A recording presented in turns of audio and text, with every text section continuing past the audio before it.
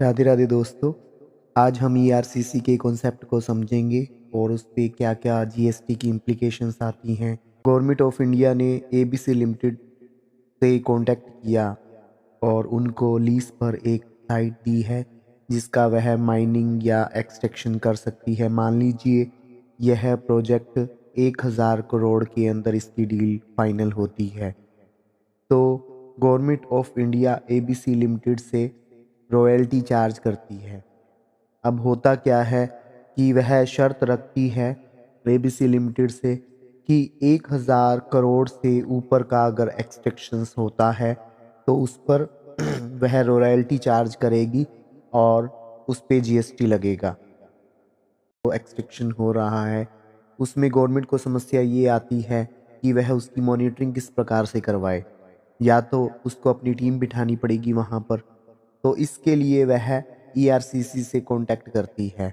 ईआरसीसी को अपॉइंट करती है कि वह वहाँ पर जाए, उसकी मॉनिटरिंग वह स्वयं करे। उसके लिए वह ईआरसीसी से कांटेक्ट करके रॉयल्टी का एस्टिमेशन ईआरसीसी से ले लेती है। अब मान लेते हैं कि गवर्नमेंट ऑफ इंडिया ने एस्टिमेट कर लिया कि जितना जो एक्स्ट्रा रॉयल्टी उसको मिलेगी वह लमसम 10 करोड़ की होनी चाहिए, तो वह पहले ही ईआरसीसी से 10 करोड़ की अमाउंट चार्ज कर लेगी। अब गवर्नमेंट ने अपने आप को सिक्योर कर लिया। अब यहाँ पर ईआरसीसी ने भी जो गवर्नमेंट ऑफ इंडिया को 10 करोड़ रुपए की रॉयल्टी पे करी है वह इस आशा से ही करी है कि हो सकता है कि एक्सपेक्टेशंस में इससे ज़्यादा की इनकम वो एक्सपेक्ट करता है। अब वह एबीसी की साइट पर चला जाता है और वहाँ पर मॉनिटरिंग उसकी स्टार्ट हो जाती है। अब मान लेते हैं कि वहाँ पर जो एक्सपेक्टेशंस होता है उसकी रॉयल्टी की अमाउंट बनती है 20 करोड़ रुपए। अब पिक्चर यहाँ से स्टार्ट होती है। 20 करोड़ रुपए पर ABC limited government of India को जीएसटी पे कर देती है। तो यहाँ गवर्नमेंट ऑफ इंडिया ईआरसीसी को क्या बेनिफिट देती है, वो ये कहती है कि हमने जो आपको 10 करोड़ रुपए की सर्विसेज दी हैं उस पर अब हम आपसे कोई जीएसटी चार्ज नहीं करेंगे रिवर्स चार्ज मैकेनिज्म के अंदर, क्योंकि हमें उससे ज़्यादा यानी कि 20 करोड़ रुपए पर ऑलरेडी उसकी रॉयल्टी मिल चुकी है एबीसी लिमिटेड से। या यूँ कहें कि अब 20 करोड़ की जो रॉयल्टी की इनकम है वो अब ईआरसीसी की है, क्योंकि गवर्नमेंट ऑफ इंडिया ने ईआरसीसी को अपॉइंट कर लिया है और उसकी एवरेज में वह 10 करोड़ रुपए उससे ले चुकी है। तो 20 करोड़ रुपए पर ईआरसीसी की कोई जीएसटी लायबिलिटी नहीं है, वह एग्जेम्प्ट है।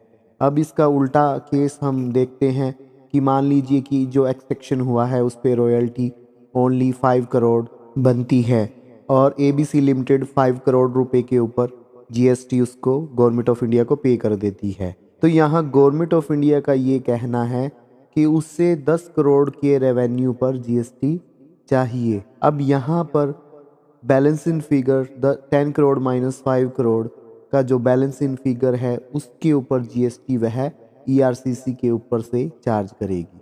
यानी दूसरे शब्दों में हम यह कह सकते हैं कि एबीसी लिमिटेड द्वारा जो जीएसटी की पेमेंट गवर्नमेंट ऑफ इंडिया को की जाती है उस अमाउंट के इक्वली ईआरसीसी को जीएसटी पेमेंट के पर छूट है। जितना टैक्स जितना जीएसटी एबीसी लिमिटेड पे करती है उसके बराबर ईआरसीसी को छूट है। यहाँ पर government of India safe side होकर के चलती है और इसीलिए वह 10 करोड़ रुपए ईआरसीसी से ले लेती है। अब एक्सट्रैक्शंस में ज़्यादा इससे इनकम हो चाहे कम हो, उसने अपनी रिस्क को 10 करोड़ रुपए तक कवर कर लिया है। ईआरसीसी इसीलिए कांटेक्ट करता है गवर्नमेंट ऑफ इंडिया से। उसको यह आशा रहती है कि वो जो रॉयल्टी गवर्नमेंट ऑफ इंडिया को पे कर रहा है उससे अधिक उसको इस एक्स्ट्रा एक्सट्रैक्शन से उसको इनकम जनरेट होगी। एबीसी लिमिटेड का यहाँ देखा जाए तो किसी प्रकार का कोई भी मुख्य रोल नहीं है।